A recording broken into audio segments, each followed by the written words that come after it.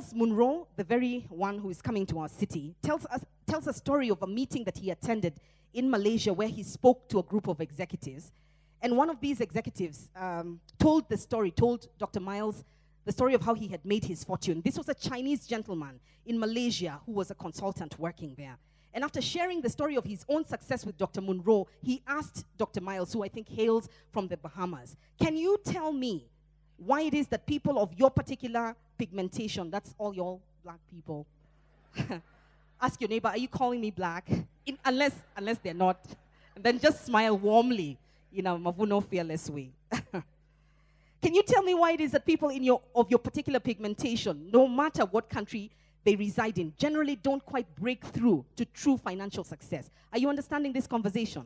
This is a Chinese gentleman asking Dr. Munroe how come people of, let me call it African descent, in his view, don't quite break through to true financial success. We Chinese, said this guy, usually make money wherever we go. And the guy, he says, was not being vain, he wasn't being arrogant, he was just inquiring about an observation that he had made in his travels. And Dr. Munroe replied, I really don't know, can you tell me?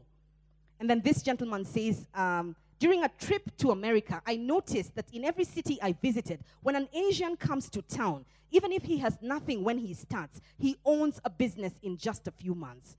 But people of your descent, on the other hand, even though most of them are hardworking, have been there for decades, mostly do not own anything. And after studying this for a while, this is the Chinese gentleman still talking, and talking to many of your people, I figured that the difference lies not in our abilities, but in our mentalities. More often than not, when your people go into a city, they go looking for a job.